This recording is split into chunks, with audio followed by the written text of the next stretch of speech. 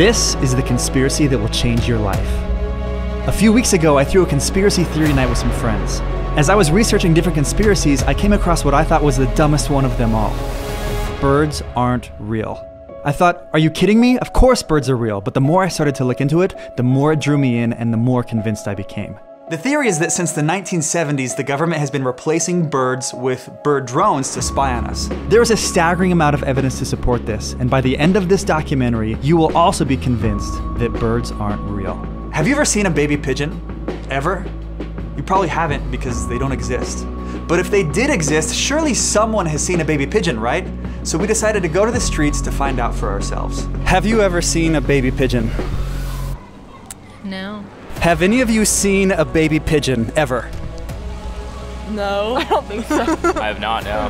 Have you ever seen a baby pigeon? Actually, I haven't. That is kind of sketchy now that I think about it. Have you ever seen a baby pigeon?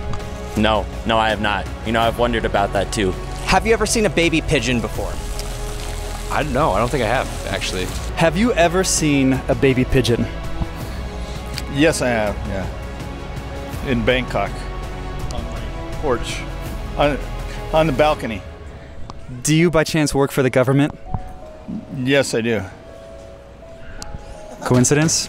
But that's not the only unsettling question. In fact, there are a whole slew of questions that don't seem to have any answers. For example, have you ever been successful at touching a wild bird? Of course you haven't. Every time you go up to touch one, it flies away. So obviously the government doesn't want you touching their high-tech drones. When I go out in public, if I see a bird, I'll just freeze. And I can tell, it's an experiment I've done, they will just watch. They don't fly away very often if you stay far away from them because they need as much data as possible. They only fly away when it's important to preserve the bird technology. So I will either freeze or I will run at the birds as fast as I can. And it pretty much keeps them away. If I freeze long enough, the government will realize I'm not giving them anything, the birds will fly away. If I run at them, the government will realize I'm a danger to their bird program, and they fly away. That's how we should be living our lives. I feel so much more liberated now. I spend hours screaming at birds, and I really have never been happier. I'm a videographer and I fly drones, but several times when I'm flying, I'll have a bird swoop down and try to attack my drone. This is because drones are the only instruments that we have that are capable of reaching the height of birds and spying on them. And obviously the government doesn't want our drones spying on their drones. If you were to drop a feather, how fast would it fall? Relatively slow, right? But what if we were to throw a feather? Just chuck it at the ground as hard as you can. How fast would it fall? Still doesn't go very fast. The fastest animal in the world is the Peregrine Falcon, which can dive at up to speeds of 240 miles an hour. That's pretty fast. But you know, we can throw things pretty fast too, right? So I looked up the fastest baseball pitch and it was clocked in at 105.1 miles an hour. So you're telling me that something made of feathers can go more than twice as fast as the fastest baseball pitch in the world and say that it hasn't been mechanically engineered by the government, that it doesn't have a jet propulsion system? You gotta be kidding me. See this? You know what it smells like? It smells like lies. Starting in the 1970s, birds were disappearing in mass numbers, and people immediately began to speculate that the government was getting rid of them and replacing them with bird drones. So we see a dip in population in the 1970s, and then it slowly started recovering. Have you ever seen a pigeon outside of the city? You will never see a pigeon in a forest. And this makes sense because pigeons didn't actually exist before cities were built. We think we're so smart. As humans, we put tape over our laptop cameras because we don't want the government watching us, but yet we neglect to pay attention to the birds watching us right outside of our windows. We think we're so smart, we say, I'm not gonna buy an Amazon Alexa because I don't want the government listening in on me, but then we buy birds as pets. How much stupider can we get? I once went over to a friend's house and they had just gotten a pet, and here I am thinking it's a cat or a dog, which heaven knows maybe the government's planning on replacing those too. But I had to leave the second I saw that it was just a little tweeter bird, and I haven't talked to them ever since. As far as my personal experience with birds, it's a little hard for me to talk about. I had a bird. I had a bird in my house as a kid. my first pet. And I never knew. The whole time I never knew. Now that I look back on it, I'm like, unless it was like closing its eyes, uploading at night, it was watching. Every time I walked in the room, it looked at me. Every time I walked out of the room, it looked at me. It's a personal vendetta for me against the bird program because they made me love what I should hate. And when it died, I realized that I just had to throw it in the fireplace, move on with my life. But I'm not gonna forgive him for that. So why do we have pet birds? This one is interesting because there are only certain species that the government allows you to have as pets. The government allows you to have as pets, if that's not clear as day. These birds are in the home because the home is the place people feel safe. You know, outside you can be judged for what you say, but in your home you can say anything that you want. The government wants to know about that as well. So I think it's listening in our most intimate of moments, in our families together. They want to know everything about us, and they can do that in our homes. I mean, these things talk. You're supposed to make me believe that there's an animal that we willingly let into our home that also can talk? It's ridiculous.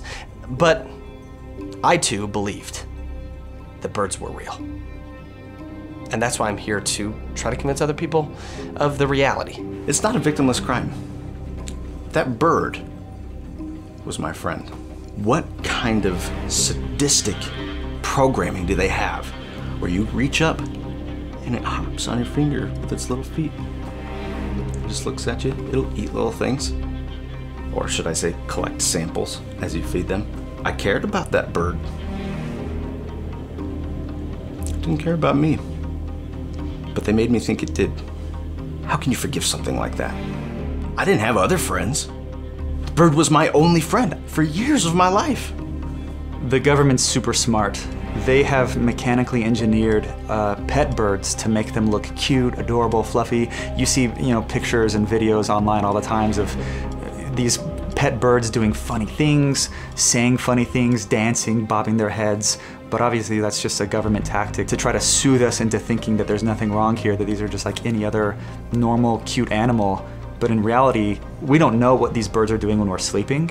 We don't know the conversations that they're listening in on. We don't know how they're observing us when we walk around our house. The government already has a ton of data from us, from use of social media, the websites that we visit. But in addition to that, having a literal government drone as a pet bird, it now knows everything about you. Have you ever tried to win in a fight against a bird? 2 countries have declared war on birds, and they both lost. The first was Australia. They had what was known as the Emu War, where they tried killing off all the emus, even using guns. But their attempts were unsuccessful. The emu population persisted, and they won. The next country who declared war on birds was China. Years ago, Mao Zedong, who was the former president of China, ordered all the sparrows to be killed. After a few years, the insect population had grown so much that locusts and grasshoppers and other insects descended on China's crops by the millions. Mao realized his mistake and called a halt to the war on sparrows, but the damage had already been done. Without the birds, China found itself powerless against the insects. So here's a map of the world showing the countries who haven't declared war on birds versus the countries who have declared war on birds and who have lost. The worst kind of bird is the hummingbird. The reason is that they look so cute on the surface, but that is just clever exterior design for the drones. The problem is that they fly so fast and so silently that you can't tell when they're about to dive bomb you. Are birds weaponizable? They're basically swords with wings that stab you in your heart emotionally. I haven't seen evidence of it physically, but emotionally, they get you. They're weapons. Take hummingbirds, for example. Beak needles. I've called them beetles. People get confused, and I'm like, don't. It's a beak needle. What do you think it's gonna be? What they don't realize is that these hummingbird needles can inject anything. Some people believe in anti-vaxxer dogma, and they don't realize that it's not going to be a mandate from the government that forces them to get vaccinated. It's gonna be hummingbirds. I don't know, I think birds might be real. What is the animal that is the most illegal to kill in the United States? It's illegal to kill the bald eagle because they are the most expensive government drone and extremely difficult to replace. They say that eagles can spot a mouse running from hundreds of feet in the air. Well, that just sounds vaguely similar to the SR-71 Blackbird that uses telephoto lenses to take pictures from miles in the air. Obviously, they're using the same technology. Someone got video evidence of a man trying to kidnap a bird drone, and this is what happened. What does BIRD even stand for? Obviously, it stands for Bureaucratic Intelligence Reconnaissance Drones. Did you know that when an owl flies, it is almost completely silent? Any sound is practically indistinguishable. How much stealthier can a government drone be? Each type of bird drone has a different purpose. Pigeons do city surveillance, vultures are in charge of public sanitation, owls do night surveillance, hummingbirds are attack drones, seagulls do coastal surveillance, hawks are the regional alphas, ravens are stealth attack drones, and parrots are obviously linguistics analysts. Something that is quite concerning is that we don't yet know what all the types of birds are used for. We know a couple of them, but ostriches, for example, very different in design from other birds. We currently have no idea what the purpose of an ostrich is. Is it in preparation for some sort of war, for some sort of takeover? Is it specifically location-based? I mean, some of these things are taller than people are and can run many times faster than us. Flamingos, they're pink. They sit around eating shrimp all day, but they have this ridiculously huge beak that looks suspiciously like it could be a weapon. I mean, we just don't know what some of these are, and that's incredibly concerning. And those are some of the things that we will be investigating as we move forward. And as people kind of catch on to this, we hope to uncover those mysteries as well. What worries me most is if they could do it with birds, they could do it with anything. The scary thing is that this bird drone technology is increasing. The newest models of birds have 360-degree vision and even know how to dismantle anti-spy equipment. Did you know that when a bird sleeps, it doesn't fall over? Do you know of any other two-legged creature that can sleep standing up? Could you sleep standing on two legs? What other animal do you know that can sleep standing on only two legs? Nothing, because they aren't actually sleeping. This is the sound that R2-D2 makes. And this is the sound that a bird makes.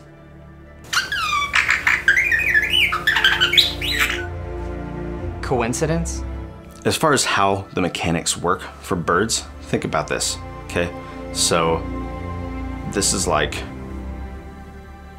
what's this? Robot. Robot, right? What's this? You can't tell anymore. Is this a robot or is this a bird? Nobody knows. Let me show you this. How about a little bit of a, like, right? Or how about a, I don't see a difference. I think that the government's goal with bird drones is similar to any other mass surveillance system. It's like the things that we learned from Edward Snowden back in 2013 about mass surveillance programs, data collection through your apps and your devices. I think it's all part of the same campaign. I think they got constant camera monitoring on us. If they have, you know, our location and our information from our devices, they also have eyes on us through the birds. It's all part of the same thing. Just keeping tabs. I've actually started to do my own experiments about this. There's all these ideas of, like, you know, throwing them food and stuff, right? And I've realized, I'm like, well, the thing is, drones don't need to eat, right? But what do we know about information? Information is power. These birds, when you're throwing them food, they're collecting data. They're collecting data about the products you buy so they can sell your data to these other companies. This is classic big tech. Did you feed them Doritos? What kind? Cool Ranch, maybe? Was it this new salsa verde variety? They want to know. The birds are going to collect your samples and they tell Frito-Lay how you're living your life. That's what they're there for. That's why they pick up the food.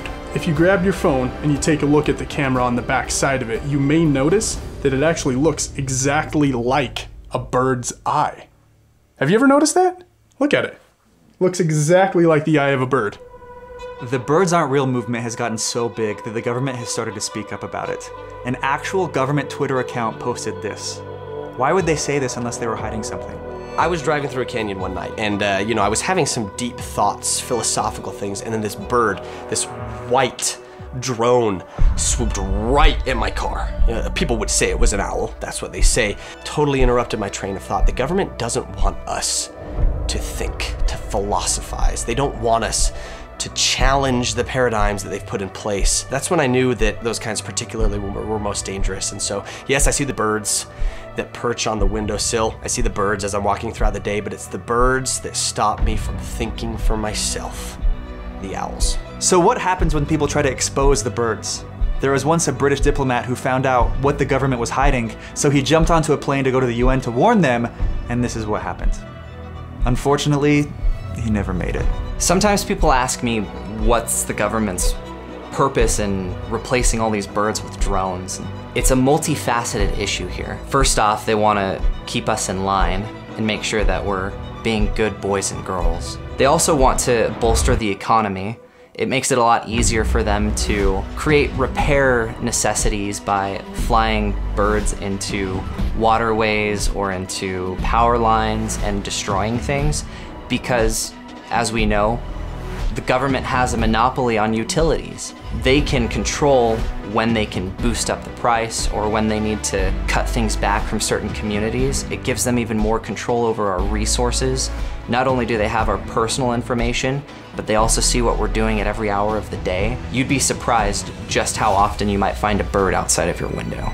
As I got deeper and deeper into finding out what the government was hiding, I started asking myself, how does this all work? Are birds battery powered? Some people were saying that quarantine was really just an excuse for the government to collect all the birds so that they could switch out their batteries, and there were videos that had convincing evidence of this, but then I realized, oh my goodness, birds' feet are literally inductive charging coils. This has been in front of our eyes the whole time. The most common place that we see birds is when they're charging on power lines, and we don't even bat an eyelash. The government has been hiding their bird drones in plain sight, and most humans are too stupid to even see it. They have cameras where their eyes are supposed to be, telephoto lenses. There's a speaker and a microphone right here in the chest. On their back and between their wings, they've got, like a wireless antenna. That's how they communicate data to data collection centers and whatnot. A central processing unit right around where their heart would be. Below that is their battery. And then the charging coils are their legs. They're polar. You need both to complete the circuit. That's why they're two-legged animals. Yeah, that's kind of the basic layout of a bird drone. A few days ago, a brave mercenary snuck into a top-secret government bird facility and was able to capture a bird prototype. And now its electronics have been revealed. The government can't hide for much longer. Sometimes people wonder, how do you explain the lifespan of all these birds that live multiple years? Well, if you track migratory patterns, you'll see that birds actually, when they fly south for the winter, are being cycled out every year. These birds don't live multiple years. They only live a few months, just like a mechanical drone. A lot of people ask the question, well, hey, what about bird poop, right? My question to you is, have you ever seen battery corrosion? If you compare a picture of bird poop right next to a picture of a battery that's been corroded, it looks exactly the same. So when a bird poops, it's actually the corrosion of the battery that's coming out because birds go through this self-cleaning cycle that makes it so that they can get rid of all the corrosion of the batteries on the inside. A common tactic that the military even uses with their fighter jets is they'll fly in a V formation. What this does is it reduces drag across the wings and it allows them to fly further without expending as much fuel. We see the same thing in birds. And why do they do this? Of course, the government's trying to cut down on costs. The bird drone program has expanded so much, and with the government deficit spending, they need some way to maintain their surveillance without driving up the costs. It's not just the drones either. The government has implanted birds into popular culture. I mean, as a child, Big Bird. Ever since we were little, we had this bird, this government drone teaching us to trust them, that they would teach us how to spell, that they were friendly. At such a young age, that kind of indoctrination is dangerous. You have the eagles a whole band called the Eagles. I mean, none of that music could be any good. And then you have sports, the Seahawks, Eagles, Ravens, the Falcons. I mean, are you kidding me here? It's right in front of us. The connections run even deeper than you think. Johns Hopkins University, famously known for their medical research, which is actually just a front, is the highest funded university by the United States government. And what's their mascot? A blue jay. You'll start to notice, if you look, where are these birds' nests, right? Like, how many people do you see, right? And how many homes do you see? Lots of people, lots of homes. Take a look at how many birds there are. Where are the birds' homes? They don't need them, because only living stuff needs homes. These birds, if they were real, would have more nests, but they all communally share these nests only when they have to have a hardwired connection back to wherever they're sending this information. Just try this experiment. The next time you go outside, count how many birds you see and count how many nests you see. You can compare that to how many people and how many homes. I don't think it'd lead to. I've heard a bunch of stories of people who have been walking on the streets, people who have never done anything wrong in their life. They've always paid their taxes, they've always been good civilians, and these government drones have swooped down and have attacked them.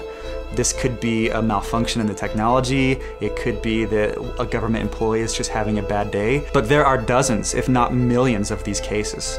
Some people want to know how we explain birds of prey. If they're drones, why would they attack each other? It's just a clever way to switch out old parts. I mean, if you saw government workers everywhere picking up birds, people would catch on, but they have actually created specialized drones to do the work for them right in front of our eyes. Before, birds weren't like a big part of my world. It's like they were there, but I didn't really pay any special attention to them. But ever since I've been keeping an eye on them, I've noticed that I can't go anywhere without birds keeping an eye on me. I don't know if the more I look at them, the more they look at me, or if I'm just noticing for the first time that I'm under constant surveillance. I can't get away from it. I've had to completely redefine my social circle. I even had to quit my job and go totally online because they kept making me walk down this busy street to get into the main corporate office where there are birds and nobody listens. One of the reasons I had to quit my job was also that they were gonna make me get a Twitter account.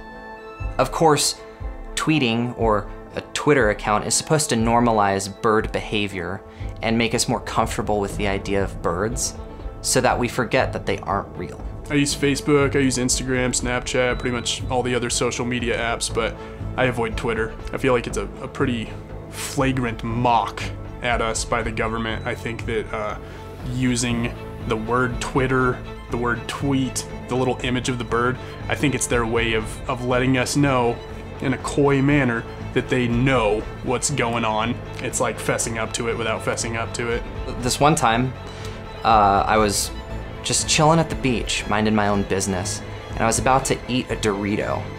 And I could tell that the seagull surveillance drones were really paying attention because they, you know, coastal surveillance, they want to make sure I'm not damaging the wildlife in the water or signaling to somebody out at sea to come and invade the country. And immediately, phew, just swoops right in and takes the Dorito out of my hand. I've never been the same since. Why is it that there is no winged flying technology for humans? Would that really be so hard to invent? I don't think it would. I think that it is a technology that is being kept under wraps by the government because they're using it solely for their bird surveillance program. I think it is being kept from us. I really don't think that it is beyond our ability to create something like that. And I think we would have it if it wasn't being stomped on by the government. We have progressed so much as a human race with technology. We have cryptocurrency, we have artificial intelligence, but yet with all the technological advancements that we've made, we haven't been able to figure out wings or how to fly with wings. I think that it wouldn't be that hard to figure out. The only thing is that the government has a monopoly on wing technology. Every time someone tries to invent some kind of wing technology similar to birds, they're shut down by the government.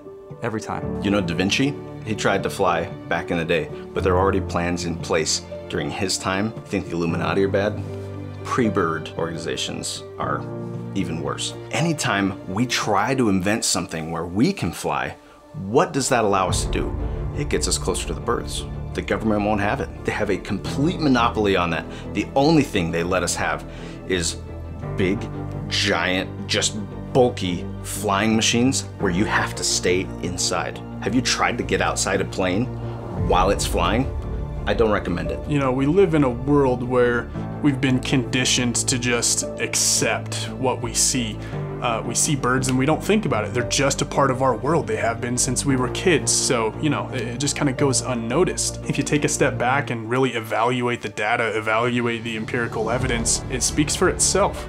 You can tell that there's more going on than what you've been led to believe. When you look at them with a broader mind than what you've been conditioned to do in the past, it becomes obvious. You know, I think I was kind of personally disappointed. You grow up your whole life under certain belief systems. You know, you're taught things by your parents, and sometimes when something challenges those core beliefs, you don't want to let them go, but there was just too much evidence I couldn't ignore any longer. It was just so obvious that birds weren't real, and I'm just upset that it took me so long to see it. Ever since I learned that birds aren't real, it's really affected the way that I live, having this enlightenment. Now I have to close all of my blinds, and that certainly doesn't help with the agoraphobia. This isn't just another conspiracy. There's evidence behind this. There are scientific facts that prove birds aren't real. I've talked to the flat earth people. I've met people who believe in the hollow earth theory, that there are reptilians running the government. I even met some guy who thought that Justin Trudeau was the son of Fidel Castro. This isn't like those. This is something else. So ever since I've been investigating the birds aren't real theory, I've just been noticing little things here and there that never really caught my attention before. For example, like I'll be driving down the highway and you'll see some birds dive off of a pole and fly away, and immediately a couple other birds will go and take their place. It's like they're taking shifts. It's interesting because we don't know if there are any birds that actually are real that still exist out in the wild. It's possible, but what we do know is that as the government drone bird population increases, the real bird population decreases. Remember back to when you were a kid, back in the 90s or the 80s, you would see nests fairly often out in the wild, and that made sense because there were still some real birds that existed. But now, as you look around, you'll begin to see less and less nests and real birds around, because obviously government birds don't need nests. And maybe the government is just setting up these nests to try to convince us that these are real birds, but just imagine what the world would be like if there was no nests. I think that it'd be a lot easier for us to know what's actually going on. Of all the planets in our solar system, Earth is the only one that has had billions of deaths. Ironically, Earth is the only planet that has birds as well. People think that's a coincidence?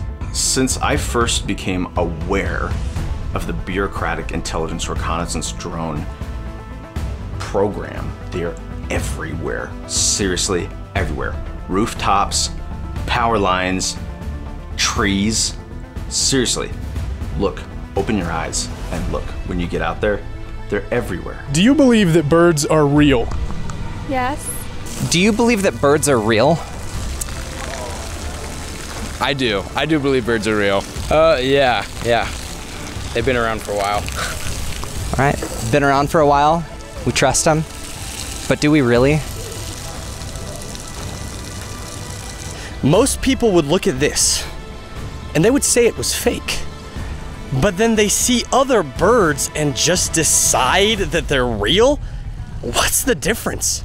Well, since I have been looking into this, and surely I'm calling attention to myself by doing that, I've had to take extra precautions. If I'm driving and a bird swoops dangerously close to the car, I take it a lot more seriously nowadays, because you never know what they're doing, if they're attacking or just watching. I think a lot of it is their bluff threats. I think the government's trying to tell me they know what I'm doing, and the release of this documentary is something that it scares me a little bit, just knowing that they will full well know what I know. That could put a target on my back, but I think it needs to be done.